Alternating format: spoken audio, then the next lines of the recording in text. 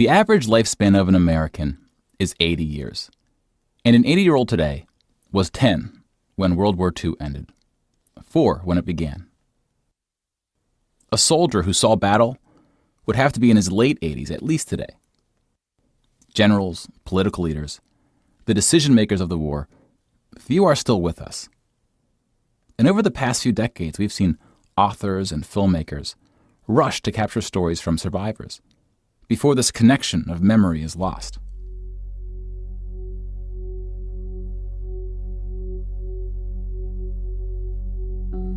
This project is not about individual war stories, and it's not about survivors. We're going to tally up the tens of millions of people whose lives were cut short by the war, and see how these numbers stack up to other wars in history, including trends in recent conflicts.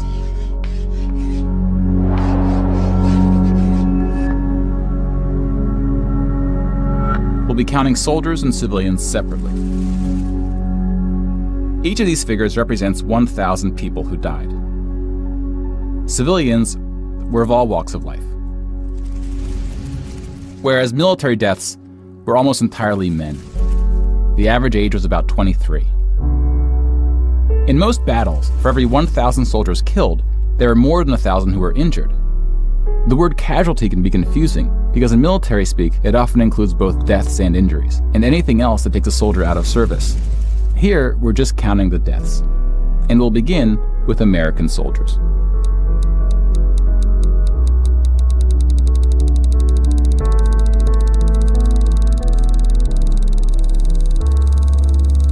Over 400,000 died. Most of the deaths occurred in the European theater, fighting the Nazis. And about a quarter were in the Pacific, fighting the Japanese. When you put them on the timeline, you see that casualties were the heaviest at the end of the war. The war began on September 1st, 1939. But the US wasn't willing to join the fight until Pearl Harbor, 2 years in. The deaths increased drastically on D-Day, when the Allies invaded Normandy. One of the most tragic moments of the war was on D-Day at Omaha Beach, where 2,500 Americans fell. So about the same number of US soldiers died on this single beach landing as the entire 13 years of the recent war in Afghanistan. The bloodiest battle in the Pacific was Okinawa, which lasted 82 days, during which 12,500 Americans died. About 5,000 of these deaths were at sea from kamikaze attacks. Now let's look at some other countries, starting with Europe.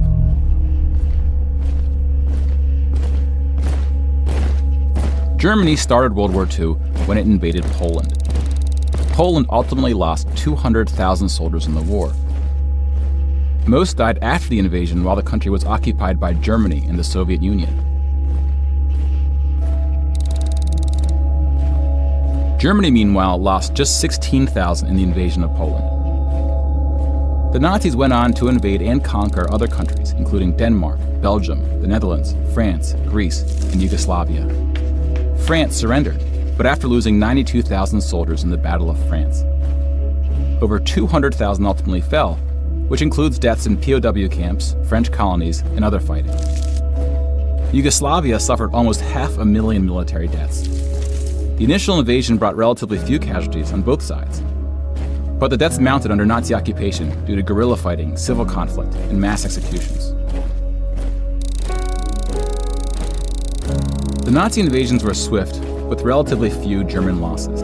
Even the Nazi commanders expressed surprise at their success. And then we have the United Kingdom and the United States, who were not invaded but took the fight to the Nazis. Britain lost about the same number of soldiers as the US, which includes the British colonies. Germany lost about 500,000 soldiers fighting the US and Britain in what is known as the Western Front, which took place in France and Belgium.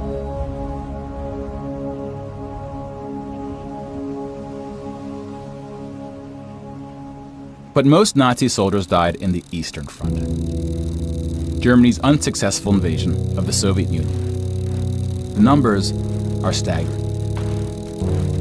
The most famous battle of the Eastern Front, and perhaps the turning point of the European war, was Stalingrad. The German Sixth Army successfully took Stalingrad, but then got surrounded by the Soviets and cut off from food and ammunition. 500,000 Nazis would ultimately die in Stalingrad. Another 100,000 were taken prisoner, of which 6,000 would ever return. POWs had a low survival rate throughout World War II, and it was particularly grim in the East. When you include these POWs, roughly the same number of Germans died in Stalingrad as all the Western Front fighting against France, the UK, and the US. And though Stalingrad was a victory for the Soviets, they suffered almost twice as many losses as Germany.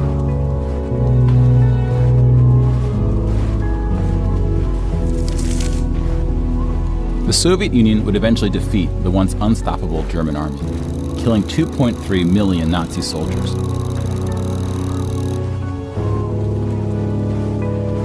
But winning the war came at a cost.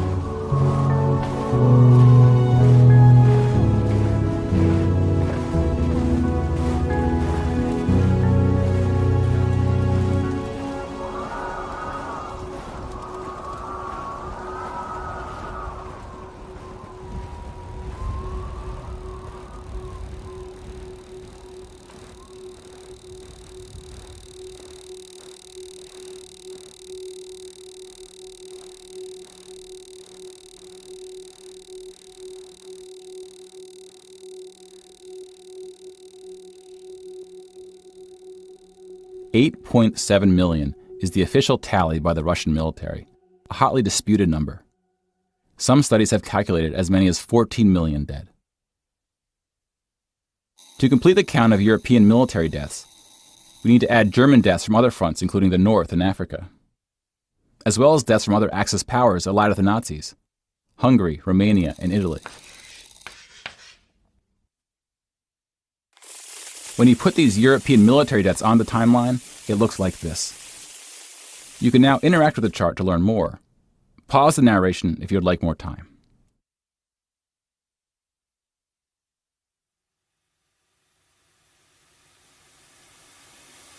And now we switch to civilian deaths in Europe.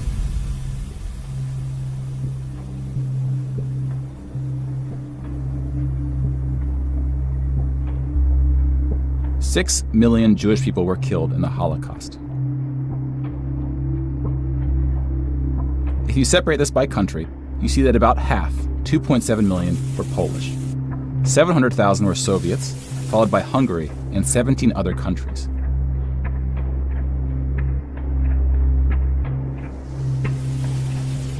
Broken down another way, about half of the 6 million were killed in the concentration camps.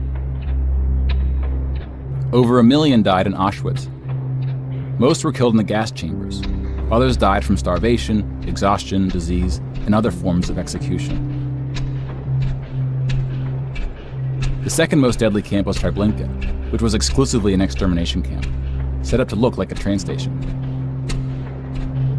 Mobile killing groups killed 1.4 million Jews.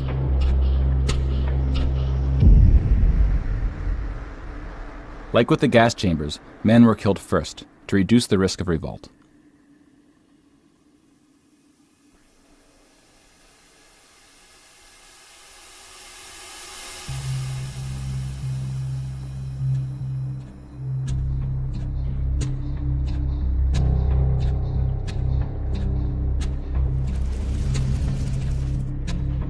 The Holocaust also includes non-Jewish deaths. Between 130,000 to 500,000 Roma, then called Gypsies, were killed. The numbers are disputed. About 250,000 people with disabilities were killed. Homosexuals, Catholics, and other groups were also exterminated, but their numbers were relatively small. Some historians say that other civilian deaths should go under the label of Holocaust. About 2 million non-Jewish Poles were killed under German occupation, some of which were sent to the gas chambers at Auschwitz. When you combine civilian and military deaths, over 16% of the total Polish population died in World War II, which is the highest percentage of any country. But not the highest in total death count. The Soviet Union again tops that list, losing at least as many civilians as it did soldiers, somewhere between 10 and 20 million. A particularly dark moment for the Soviet Union was the siege of Leningrad, now St. Petersburg.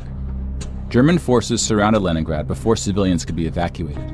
Supplies, including food, were cut off for 2.5 years.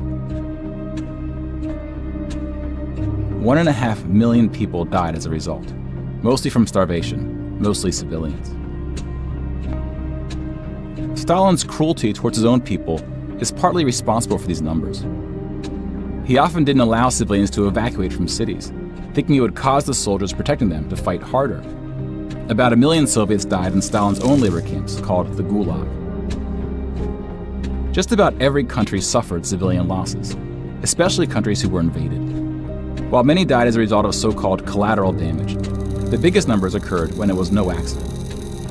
Civilians were exterminated, purposely fired upon or bombed, used as human shields, or intentionally deprived of food.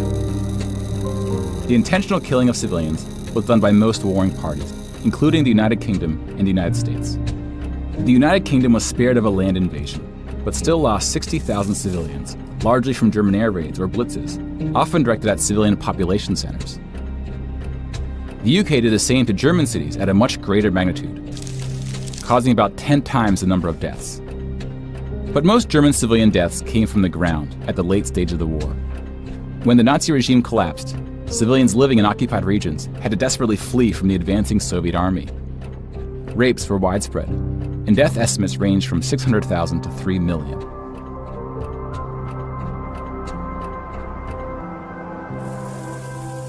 Let's step back and see where we are with the totals.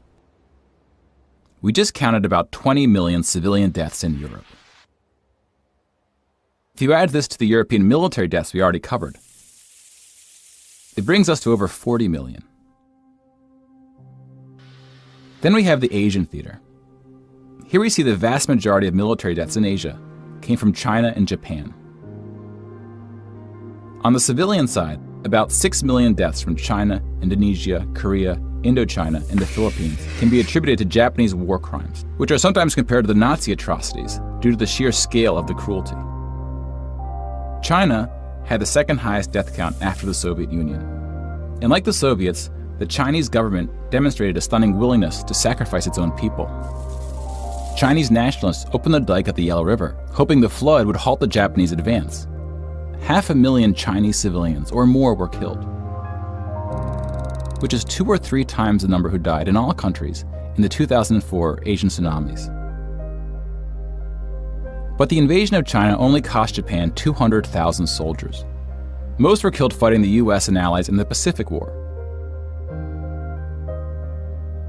A significant portion of Japanese civilian deaths were caused by American firebombing and the 2 nuclear attacks.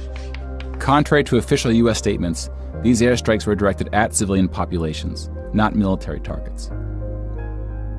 When you add all the deaths outside of Europe, it brings us to a grand total of 70 million for the war, give or take depending on who's counting and what civilian deaths get included. More people died in World War II than in any other war in history. For comparison, here are 20 or so of the very worst wars and atrocities we have on record. Some of these are more of atrocities than wars, but we've seen how that distinction can get blurry. Some of these spanned across centuries. World War II had the highest body count, and it all happened in just 6 years. The world's population has grown significantly since the earliest atrocities on this list. If you want to compare them in terms of what percentage of the world died, we can adjust the chart to look like this. This rough approximation tells us there may have been more devastating wars before World War II, proportionally speaking.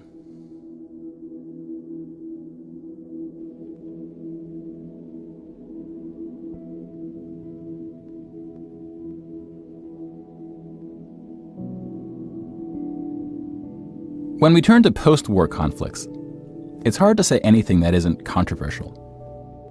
But the data shows something quite extraordinary has been happening. In 1989, John Gaddis coined the phrase the long peace to identify the absence of conflict between the nuclear powers during the Cold War. 25 years later, the Cold War is over, and the term is still being used, although its meaning may have shifted. European countries have not fought each other, except for this 10-day war in 1956 when the Soviet Union invaded Hungary. When we look at European wars before World War II, it looks like this. They tend to be more frequent as you go back, though smaller in scale. And the largest 44 economies of the world have not battled each other since World War II. Rich countries have fought poorer countries, like the US versus Iraq. But rich countries have not fought other rich countries. Such a period of peace between the so-called great powers hasn't been seen since the Roman Empire. To many, peace is too strong of a word. Wars have occurred since World War II, and they can be grouped into these 4 categories. We don't see colonial wars anymore. We've already noted that interstate wars between rich countries have not occurred at all, and here we see wars involving smaller economies have tapered off. That leaves civil wars of 2 types, with and without foreign intervention. And this is what these battle deaths look like alongside of World War II. More people died fighting in World War II than in all the wars since. And again, we can't forget about world population, which has almost tripled since World War II. If we scale these numbers to show deaths in proportion to world population, showing the likelihood that a person on Earth dies in battle, the downward trend becomes even more pronounced. Now, this isn't to infer anything about why this trend is occurring. That's a discussion for another day. You can now interact with this chart to explore what conflicts are behind the totals. Now, bear in mind, we're just looking at battle deaths here, not civilian deaths, but those too are in decline. Peace is a difficult thing to measure. It's a bit like counting the people who didn't die in wars that never happened. We give such importance to the word peace, but we don't tend to notice it when it occurs, or report on it. Sometimes it takes reminding ourselves of how terrible war once was to see the peace that has been growing around us. Of course, this trend may not continue, and it's not clear how looking at these charts can help us make the right decisions to ensure that it does. But the longer the long peace grows, the more significant it becomes. So if watching the news doesn't make us feel hopeful about where things are heading, watching the numbers might.